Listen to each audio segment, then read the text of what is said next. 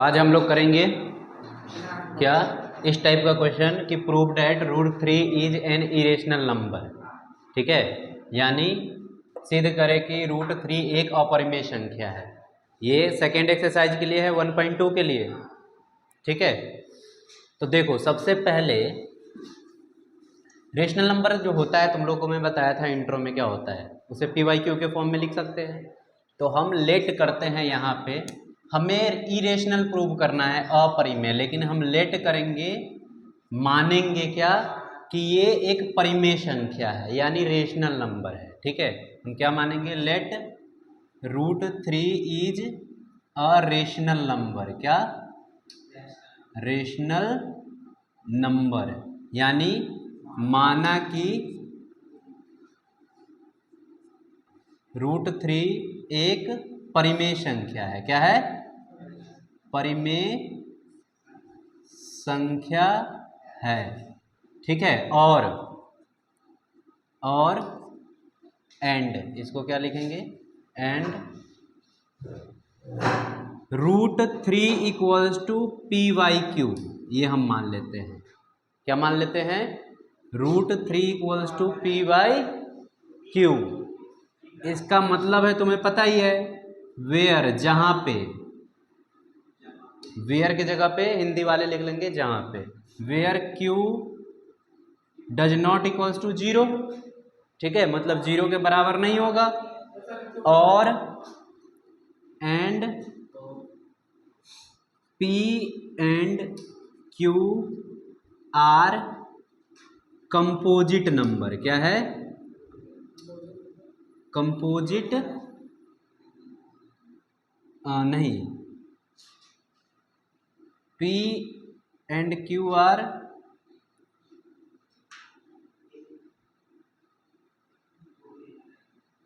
Not coprime.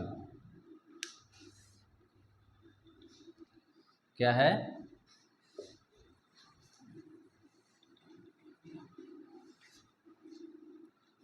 Are, अरे ये क्या हुआ,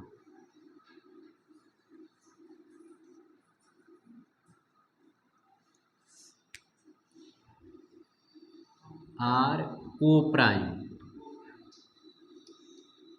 कोप्राइम का मतलब होता है सह अभाज्य संख्या। क्या होता है?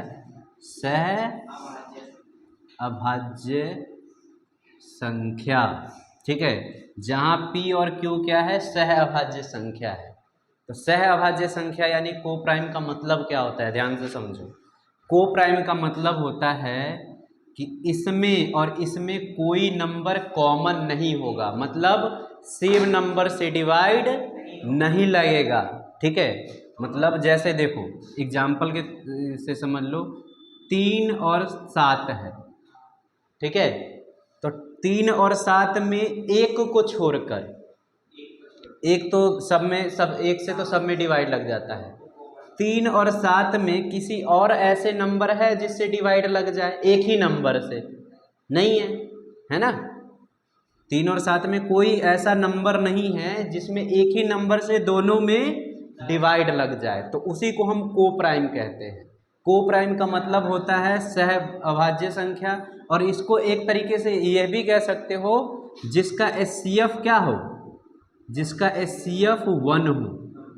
दो नंबर जिसका HCF क्या हो, 1 हो, वो कोप्राइम नंबर होता है। ठीक है, कोप्राइम नंबर यानी सह अभाज्य संख्या। तो ये हम लेट करेंगे, जितने भी क्वेश्चन रहेगा उस सब में इसी तरीके से करना है। बस तुम्हारा नंबर क्या हो जाएगा, चेंज हो जाएगा।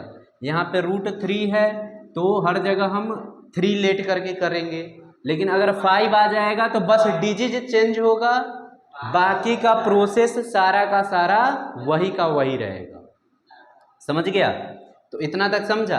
अब क्या करते हैं, देखो अब हम क्या करते हैं, ये जो है इसको हमने ये लिख दिया कि √3/PYQ, √3 इक्वल्स टू PYQ, हमने ये मान लिया। क्या कर लिया? मान लिया है। ठीक है, और जहां पे Q 0 के बराबर नहीं है और P और Q कोप्राइम है यानी सहअभाज्य संख्या है, इसके बीच में कोई नंबर कॉमन नंबर नहीं है। कॉमन नंबर मतलब सेम नंबर से दोनों में डिवाइड नहीं लग सकता है। ठीक है। और उसको इनडायरेक्टली हम ये कहते हैं कि HCF जिसका 1 हो, ठीक है। अब देखो, अब आगे हम करेंगे इसको इक्वेशन हम 1 मान लेते हैं। क्या मान लेते हैं? समीकरण 1, इक्वेशन 1। इसको दोनों साइड हम स्क्वायर कर देंगे। क्या कर देंगे? स्क्वायर बोथ साइड, ठीक है। मतलब दोनों साइड स्क्वायर कर देंगे। हिंदी में लिख देंगे कि दोनों तरफ क्या कर दिया? वर्ग कर दिया। दोनों तरफ वर्ग करने पर, ठीक है। तो देखो, इसका वर्ग करोगे तो रूट क्या हो जाएगा? 3 का वर्ग और p का स्क्वायर अपॉन में क्यू। पहले दोनों को डायरेक्ट ऐसे कर सकते हो। अब आगे देखो, आगे हम इसको, यहाँ पे जगह कम है नीचे इसलिए साइड में लिख रहा हूँ मैं। √3 का स्क्वायर करोगे तो क्या आएगा? 3 आएगा, ठीक है। √3 का स्क्वायर, रूट से स्क्वायर कैंसिल हो जाता है। इसको क्या लिख सकते हो? p का स्क्वायर अपॉन में q का स्क्वायर लिख सकते हो। अब देखो, q स्क्वायर को हम इस साइड लाते हैं। क्या लाते हैं? q स्क्वायर को इस साइड लाते हैं तो 3q स्क्वायर हो जाएगा, इक्वल में p स्क्वायर हो जाएगा, ठीक है। अब हम 3 को इस साइड लाते हैं तो 3 मल्टीप्लाई में है मल्टीप्लाई में। तुम लोग नीचे, इसको नीचे नोट करना, मैं जगह नहीं है इसलिए साइड में कर रहा हूँ। तो यहाँ पे तुम q स्क्वायर इक्वल्स टू क्या निकालोगे? p स्क्वायर अपॉन में 3, ठीक है। अब ध्यान से देखो, ये देखोगे ध्यान से तो क्या है? p स्क्वायर अपॉन में 3 है तो p स्क्वायर को हम 3 से डिवाइड कर रहे हैं तो q आ रहा है, आ रहा है। p स्क्वायर को 3 से डिवाइड कर रहे हैं तो इक्वल में q है ना। अगर मैं लिखूं 4 डिवाइड 2, 4 डिवाइड 2 तो इक्वल में क्या आएगा? 2 आएगा। तो इसी फॉर्म में ये भी है। तो इसका मतलब क्या है? p स्क्वायर को 3 तो डिवाइड कर रहा है। p स्क्वायर को 3 क्या कर रहा है? डिवाइड कर रहा है। तो देखो, अगर p स्क्वायर को 3 डिवाइड कर रहा है यानी p को भी 3 डिवाइड करेगा। समझा? यहाँ पे हम लिखेंगे 3 is a factor of p square. है p स्क्वायर का फैक्टर। फैक्टर का मतलब है कि 3 जो है p स्क्वायर का एक गुणनखंड है। गुणनखंड का मतलब कि p स्क्वायर 3 से भाग लग जाता है, डिवाइड लग जाता है। तो हम देयरफॉर ये भी लिख सकते हैं, therefore 3 is a factor of p, ठीक है। लिख सकते हैं इसके आगे वाला प्रोसेस, ठीक है। 3 जब p स्क्वायर का फैक्टर है, ठीक है, तो 3 p का भी फैक्टर होगा। मतलब 3 से अगर p स्क्वायर में भाग लग जा रहा है तो 3 से p में भी भाग लग जाएगा। समझा? चल इतना नोट करो जल्दी से। अब देखो, आगे देखो। तो हमने यहाँ देखा कि 3 जो है फैक्टर है p स्क्वायर का, ठीक है। फैक्टर का मतलब 3 जो है गुणनखंड है p स्क्वायर का। क्या है? गुणनखंड। गुणनखंड का मतलब क्या होता है? जैसे 8 का फैक्टर है 4 तो इसका मतलब है कि 4 से 8 में डिवाइड लग जाएगा। समझा? फैक्टर का मतलब होता है या गुणनखंड का मतलब होता है कि 8 का फैक्टर 4 है, 8 में 8 का वो सारा नंबर फैक्टर होगा जिससे 8 में डिवाइड लग जाता हो। मतलब 8 का फैक्टर 1 है क्योंकि 1 से 8 में डिवाइड लग जाता है। 2 है क्योंकि 2 से भी 8 में डिवाइड लग जाता है। 4 है, 4 से भी 8 में डिवाइड लग जाता है। खुद 8 भी है ना।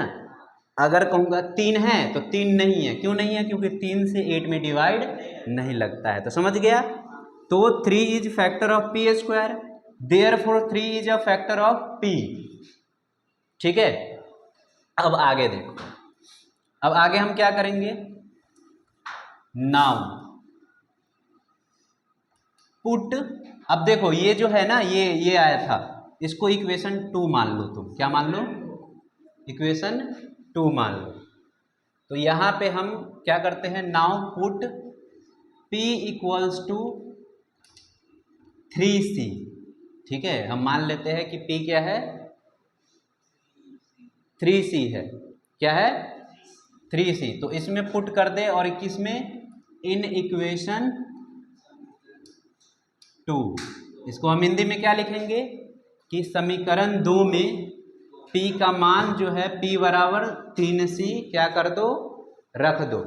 ठीक है, क्या लिखेंगे, समीकरण 2 में P बराबर 3C रखने पर, ठीक है, P बराबर 3C का मान रखने पर लिख दो क्या, समीकरण 2 में P बराबर 3C का मान रखने पर। ठीक है, अब देखो, अब इसमें रखोगे तो ये क्यू स्क्वायर का क्यू स्क्वायर रहेगा, P के जगह पे अब क्या आ जाएगा, 3C का स्क्वायर आ जाएगा, और नीचे 3 है।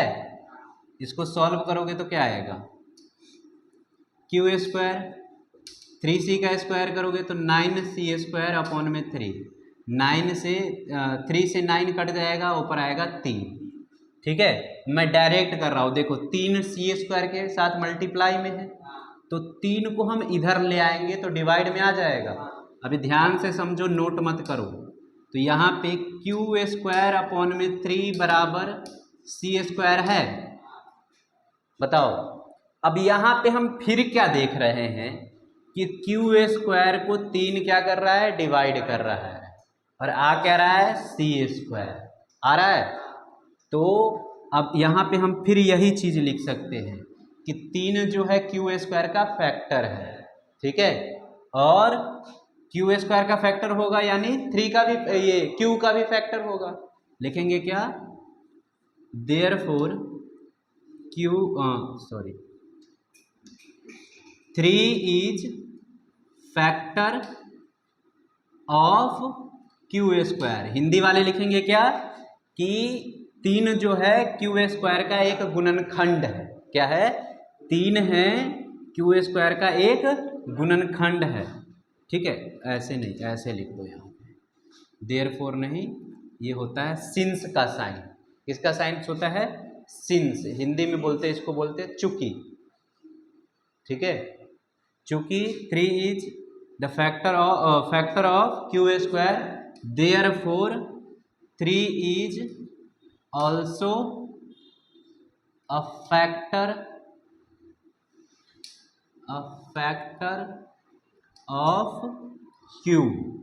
ठीक है, इसका मतलब है कि इसीलिए 3 जो है क्यू का भी 3, मतलब क्यू का भी फैक्टर 3 है, क्यू का भी गुणनखंड 3 है। ठीक है, तुम लोग जो हिंदी वाले हैं वो हिंदी में लिखना अपना। अब देखो, अब यहां से हम ये भी देख लिया कि 3 का फैक्टर क्यू भी है, क्यू का भी फैक्टर 3 है, और P का भी फैक्टर 3 है। तो हमने शुरू में क्या माना था कि P और Q एक को प्राइम नंबर है, सह अभाज्य संख्या है। उसका मतलब क्या था कि दोनों का HCF क्या होगा, 1 होगा। दोनों का HCF क्या होगा, 1 होगा, हमने लिखा भी था ना। तो यहां से देखोगे, तुम लोग को जब HCF पढ़ाया था मैंने, तो क्या बताया था कि HCF क्या होता है कि दोनों का जो हाईएस्ट फैक्टर हो, है ना, वैसा नंबर जो दोनों को डिवाइड करे। तो 3 भी Q को डिवाइड कर रहा है और 3 भी P को भी 3 डिवाइड कर रहा है। तो यानी यहां तो HCF क्या आ गया, 3, क्योंकि 3 दोनों को डिवाइड कर रहा है ना। तो जो दोनों को डिवाइड करे वही HCF होता है, और हाईएस्ट नंबर HCF होता है, समझा। तो ये अब हमने जो माना था सह अभाज्य संख्या, इसको ये क्या करता है, गलत प्रूव करता है। ठीक है, अब लिखेंगे हेंस, हेंस का मतलब होता है अतः, 3 is a factor of both P and Q, ठीक है, विच, हिंदी वाले के लिए भी लिखवाऊंगा,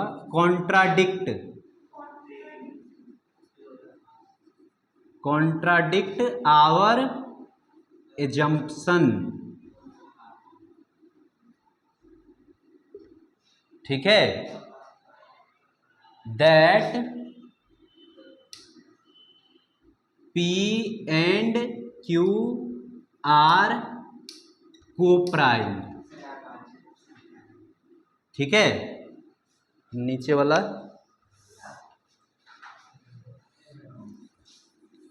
अब देखो, ऐसा क्वेश्चन आता ही है एग्जाम में, याद रखना, ऐसा क्वेश्चन आता ही है। एक और टाइप कराऊंगा तो उसमें कंफर्म हो जाएगा। तो देखो अब क्या है, ये कॉन्ट्राडिक्ट करता है कि P और Q को प्राइम है। हमने माना था कि P और Q को प्राइम है, लेकिन यहाँ पे दोनों का 3 फैक्टर निकल गया।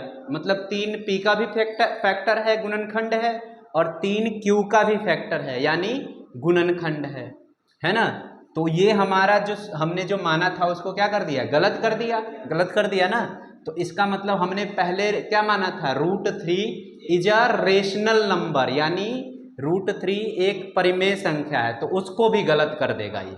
तो हम लिख देंगे देयरफॉर √3, इसी से प्रूव हो जाता है कि √3 इज एन इरेशनल नंबर। समझा? तो ये तरीका याद रखो, ठीक है। समझ में नहीं भी अगर आता है, जिसको समझ में आ गया वो बहुत अच्छी बात है, जिसको नहीं भी समझ में आता है तो तरीका याद रखो। ऐसे सारे क्वेश्चन में तरीका बस सेम ही रहेगा, बस तुम्हारा नंबर चेंज होगा।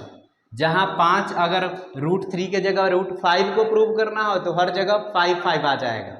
और स्क्वायर में ध्यान रखना कि जैसे 5 का स्क्वायर करेंगे तो 25 हो जाएगा, तो ये सब ध्यान रखना होता है। तो √3 इज एन इरेशनल नंबर। अब देखो हिंदी वाले क्या लिखेंगे, हिंदी वाले लिखेंगे कि लिख ही दो क्या, अतः 3 जो है 3 P और Q दोनों का क्या, दोनों का गुणनखंड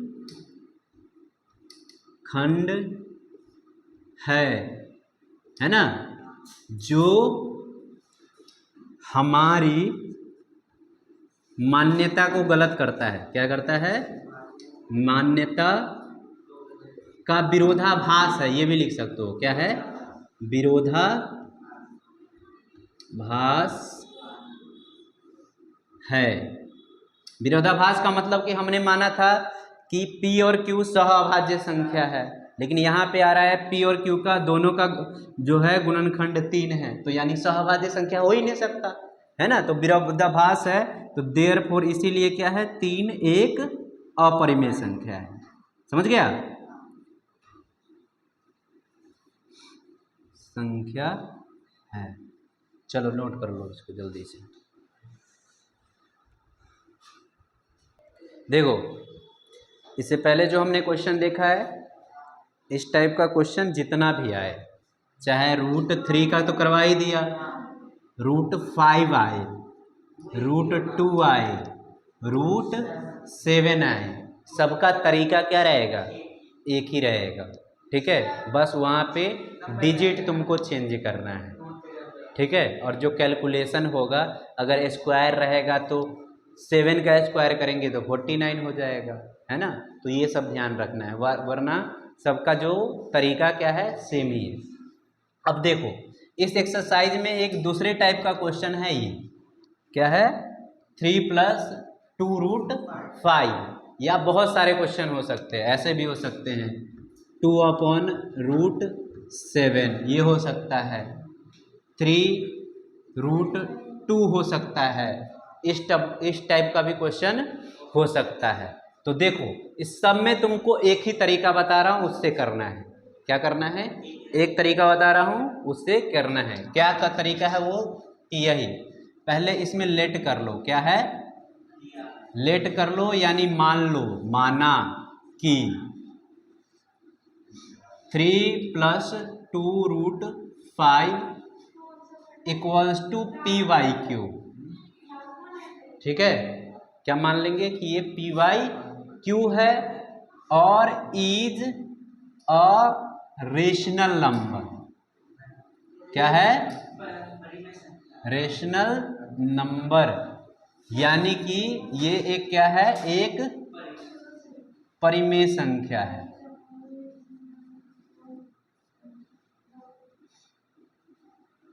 परिमेय संख्या है। ठीक है, अब इसको हम नीचे लिखो, 3 + 2√5 = PYQ। ओके, अब यहाँ पे हाँ एक चीज लिख लोगे, इसके आगे क्या लिखोगे, where Q does not equals to 0, where Q बराबर 0 नहीं है। ठीक है, ये लिख लेना। और इसमें ये नहीं लिखना है कि मतलब सहभाज्य है क्या है, वो लिखना नहीं है।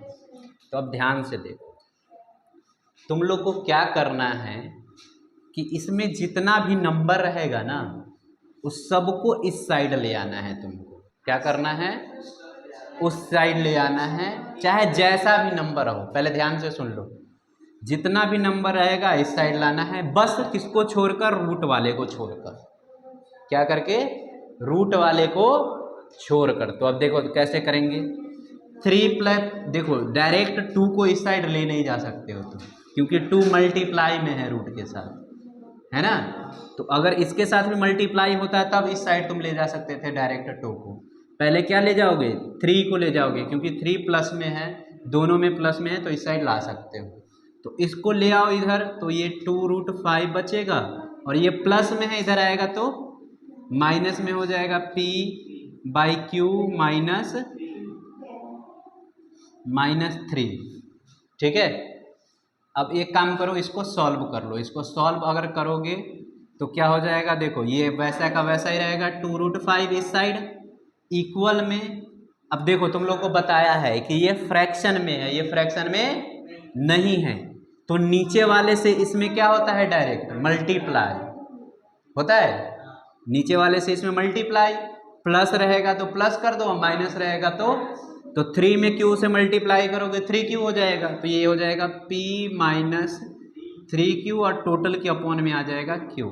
इतना समझ गया। अब देखो यहाँ से तुम अब 2√5 के साथ क्या है, मल्टीप्लाई में, तो इस साइड लाओगे तो डिवाइड में आएगा, डिवाइड में P - 3Q अपॉन में Q, और इस पूरे के डिवाइड में 2।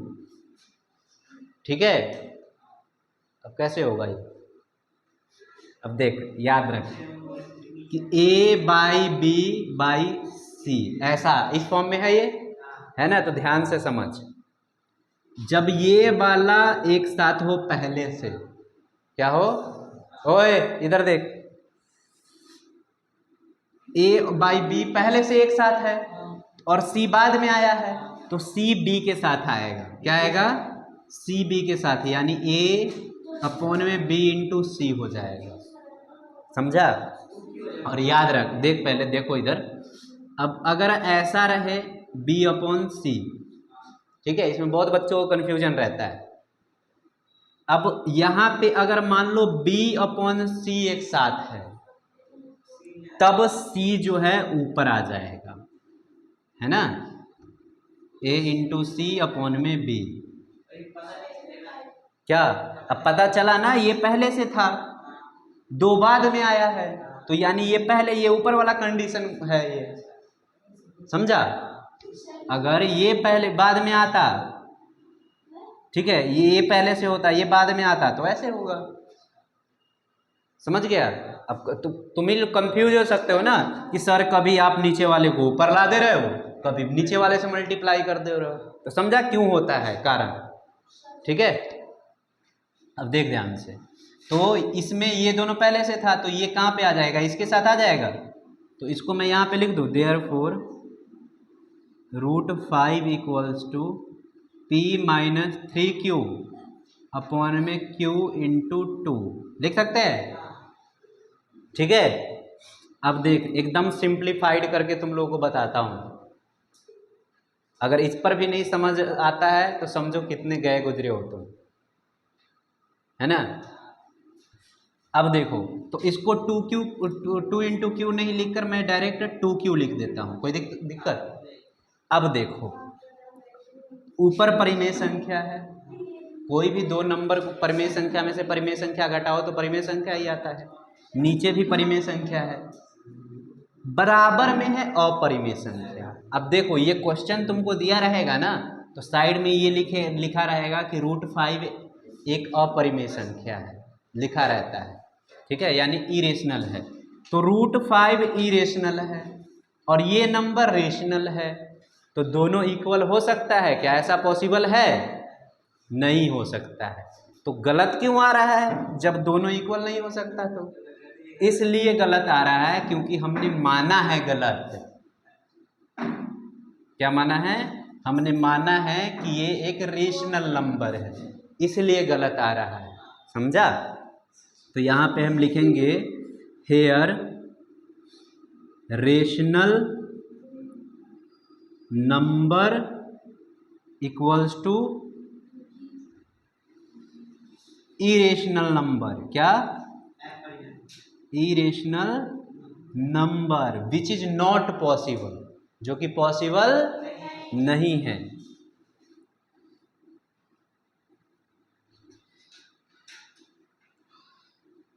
Not possible. हिंदी वाले लिखेंगे कि अपरिमेय संख्या, उल्टा लिख दिया मैंने ना, रेशनल इस साइड होना चाहिए था, इरेशनल इस साइड होना चाहिए था। हाँ, हिंदी वाले क्या लिखेंगे कि यहाँ अपरिमेय संख्या बराबर है परिमेय संख्या, जो कि संभव नहीं है। और ये क्यों आया है? ये क्यों आया है? तो हम लिख सकते हैं therefore our assumption is wrong. क्या लिख सकते हैं? Our assumption. एजम्पशन का मतलब है कि हमारा मानना। क्या? और एजम्पशन इज रॉन्ग। ये आ रहा है मोबाइल वीडियो में, आ रहा है नीचे का पार्ट? अभी है नीचे जगह, लिख सकते हैं? नहीं। अच्छा, तो चल देख आगे देख। Therefore our assumption is wrong, और इसको मैं यहाँ पे लिख देता हूँ। ठीक है, देयरफॉर या hence 3 + 2√5 is an irrational number. क्या है? Irrational number. ठीक है, अब देखो, तो हिंदी वाले क्या लिखेंगे कि यहाँ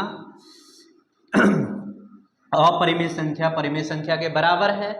ठीक है, जो कि असंभव है, जो कि संभव नहीं है। तो इसलिए हमने जो ऊपर माना है, एज्यूम किया है, वो हमारा मानना क्या है? गलत है। हमारा मानना क्या है? गलत है। और 3 + 2√5 जो है एक अपरिमेय संख्या है। ठीक है, क्या है? अरे ये मैंने यहाँ पे कितना बड़ा लिख दिया इसको, इरेशनल नंबर। ठीक है, मतलब अतः यह क्या है? अपरिमेय संख्या। अब देखो, इसमें जितना भी क्वेश्चन है तो तुमको क्या करना है? वैसे ही करना है। अब जैसे इसमें इस टाइप का क्वेश्चन रहेगा, ठीक है, तो तुमको क्या करना है? सबको दूसरे साइड ले जाना है, बस रूट वाले को क्या रखना है? सेम साइड में रखना है, बाकी दूसरे को रूट को अकेला करना है। अब जैसे ये है तो इसमें भी हम p/q मान लेंगे। ठीक है, अब तुम √7 को कैसे अकेला करोगे? इसको हटा दो। √7 को कैसे अकेला करोगे? तो एक काम करो, क्रॉस मल्टीप्लाई कर दो। जब इधर भी बट्टे में हो, इधर भी बट्टे में हो, इधर भी फ्रैक्शन में, इधर भी फ्रैक्शन में, तो क्रॉस मल्टीप्लाई करते हैं। ठीक है, तो ये 2q हो जाएगा। 2q इक्वल में √7p, लेकिन √7 को हमें अकेला करना है, तो p इसके साथ मल्टीप्लाई में, तो p को उठा को इधर ले आएंगे। समझ गया? तो क्या हो जाएगा? 2q अपॉन में p इक्वल में √7। अब यहाँ पे फिर हम वही लिख देंगे कि रेशनल बराबर इरेशनल, ये वाला आसान होता है, समझ गया क्या? रेशनल बराबर irrational which is not possible, therefore our assumption is wrong, therefore this number is क्या? अपरिमेय संख्या यानी इरेशनल नंबर, है ना। तो क्या करना है, जैसा भी टर्म हो उसमें से रूट वाले को अलग करना है, बाकी सबको दूसरे साइड ले जाना है, ठीक है। और यही प्रोसेस होगा। तो तुम्हारे ऐसे करके ये जो एक्सरसाइज है कौन सा है? 1.2 1.2 है। तो 1 नए बुक में 1.2 है शायद, पुराने वाले में 1.3 है। तो ऐसे करके हो जाएगा सारा क्वेश्चन, सारा करवाने की जरूरत है, ठीक है। तो कर लेना तुम लोग।